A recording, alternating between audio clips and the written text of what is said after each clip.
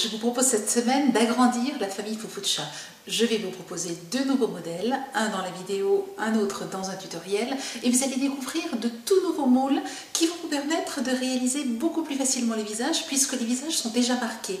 Le nez, la bouche, les yeux sont déjà marqués, il suffit ensuite de les peindre. Regardez, vous allez voir, c'est tout nouveau. Cette semaine, je vous propose deux nouveaux membres de la famille Foufou-de-Chat, Émilie d'un côté, Abby de l'autre, original ou classique. Vous allez pouvoir choisir donc ces deux personnages. Ce qui est intéressant dans ces personnages, c'est qu'ils ont été réalisés avec des tout nouveaux moules que nous venons de recevoir. Et vous le voyez, ces moules ont déjà des marques au niveau des yeux, du nez, de la bouche, ce qui nous permet ensuite de beaucoup plus facilement les peindre et de pouvoir donc réaliser ainsi les visages avec plus de simplicité.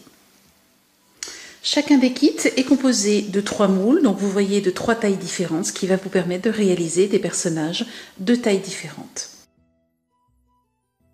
Les Foufou-de-Chat sont d'adorables petits personnages que vous allez pouvoir créer avec un caractère vraiment bien particulier. Elles s'adaptent aussi bien aux hommes qu'aux femmes et à tous les moments de la vie. On peut offrir ainsi une Foufou-de-Chat pour un enfant qui commence l'école, pour une maman qui attend un bébé, pour un départ en vacances, pour une passion, pour tous les moments que vous aimez, ainsi que pour une naissance par exemple. Choisissez ainsi la Foufou-de-Chat que vous avez envie de fabriquer, retrouvez dans la boutique le patron et les tutoriels ou vidéos et vous avez ainsi le mode d'emploi pour réaliser votre propre Foufou-de-Chat. Les Foufou-de-Chat, ce sont aussi des animaux. Aujourd'hui, nous fabriquons la Foufou-de-Chat Émilie. Vous allez retrouver un lien sous la vidéo qui vous donnera toute la liste du matériel. Quant à la Foufou-de-Chat Abby, vous la retrouvez dans les tutoriels et vous aurez bien entendu dans le tutoriel la liste de matériel nécessaire pour sa réalisation. Pour réaliser les pieds, vous avez maintenant l'habitude, je vous ai montré des vidéos bien détaillées que vous allez pouvoir retrouver. Vous utilisez une boule de 3 cm de diamètre, une de 4, vous les coupez, vous les associez, vous les collez ensemble et vous les recoupez dans le sens de la longueur, de façon à pouvoir réaliser ainsi deux petits pieds. Ensuite, découpez une planche de mousse, thermoformez-la. La planche de mousse doit être plus grande que la taille des pieds. Thermoformez-la avec un fer à repasser puissance maximale sans vapeur. Et puis ensuite, superposez donc cette planche qui aura été thermoformée, superposez-la au pied et étirez-la sur le pied. Laissez refroidir, découpez le contour et ensuite vous allez pouvoir coller le contour et enlever l'excédent. Étirez bien les plis au-dessus de la boule de polystyrène et ensuite maintenez de façon à ce que la colle refroidisse. Découpez à nouveau l'excédent de façon à avoir un dessous de pied bien lisse. Collez ensuite ce pied sur une planche de mousse qui correspondra à la semelle de la chaussure et découpez le contour. Placez de la colle chaude sur une bande de mousse d'environ 2 cm de large. Le fait que vous passiez de la colle chaude permet d'étirer la bande sur tout le contour de la chaussure. Rajoutez ensuite une bande de façon à finir la chaussure.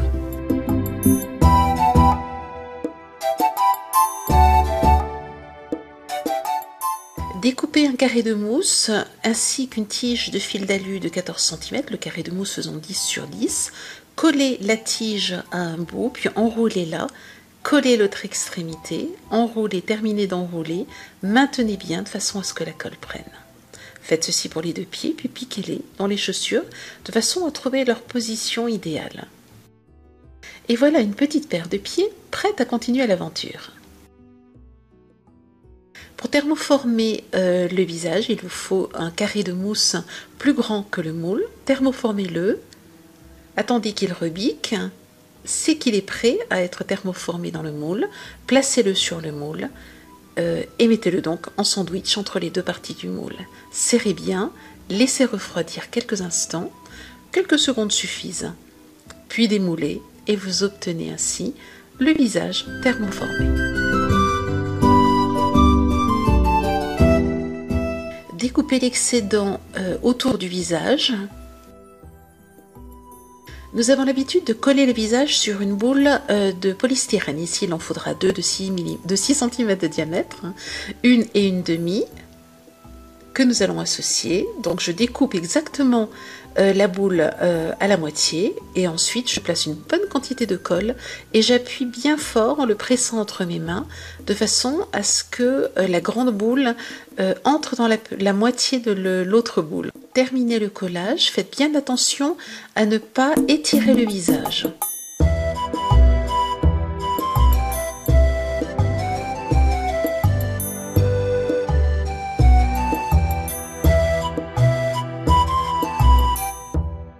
Ajoutez une bande de mousse en l'étirant sur tout le contour du visage de façon à l'agrandir.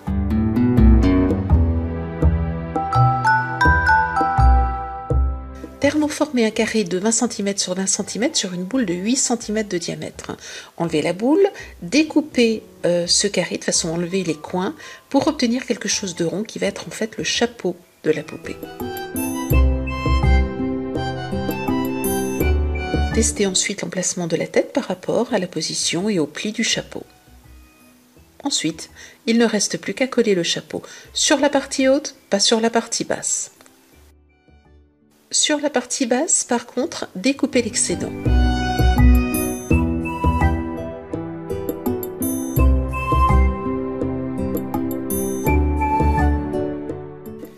Collez ensuite les jambes sur un cône en polystyrène. Vous remarquez que j'ai découpé le haut du cône en polystyrène ainsi que la base. Vous trouverez tous les éléments, tous les habits de la foufou de chat dans la pochette de patron. Il vous suffit de les reproduire, de les découper et de les coller. Ensuite, il ne reste plus qu'à les monter sur le cône, c'est le cas ici de la robe blanche.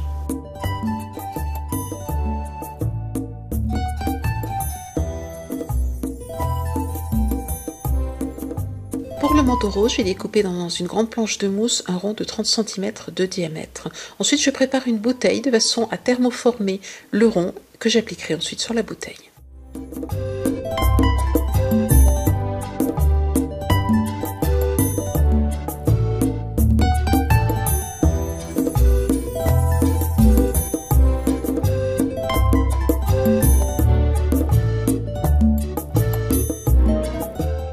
Il ne reste ensuite plus qu'à coller cet élément sur la robe blanche.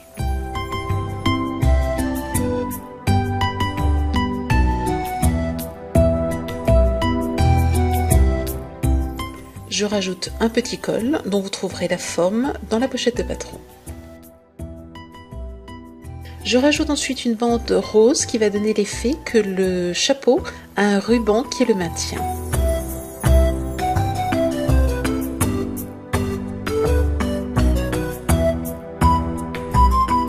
Et puis je colle la tête sur le col en la maintenant quelques instants de façon à ce qu'elle tienne bien et que la colle durcisse. Je rajoute un petit nœud dont vous trouverez aussi le patron dans la pochette de patron. Et je colle les deux bras en même temps de façon à être bien positionnés et à pouvoir presser de part et d'autre en fait du corps et bien les maintenir.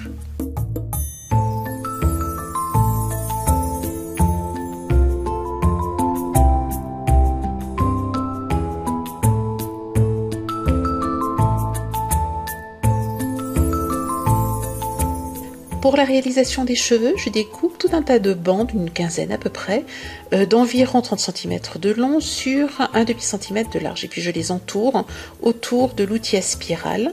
Je les place sur le torchon, je les thermoforme. Ensuite, il ne reste plus qu'à attendre et bien faire attention de ne pas se brûler. Donc laissez bien refroidir avant de le défaire et vous obtenez ainsi tout un tas de boucles.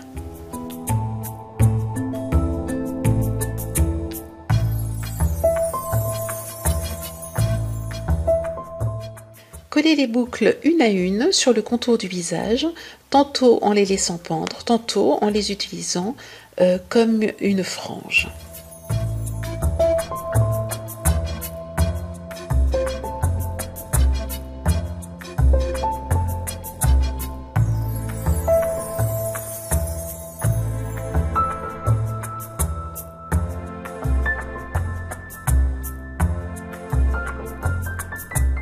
Une fois que le visage est fait, relevez. Rappelez-vous que nous n'avons pas collé le chapeau derrière. Relevez le chapeau. Placez là aussi des mèches de cheveux. Et ensuite, appliquez à nouveau le chapeau. Repliez-le sur les mèches de cheveux.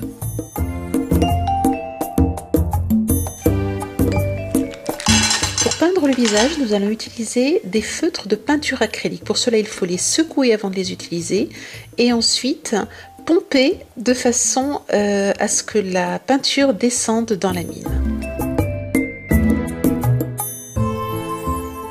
Ensuite, je vous laisse regarder les différentes étapes pour peindre les yeux, le visage de votre faux fuchsia.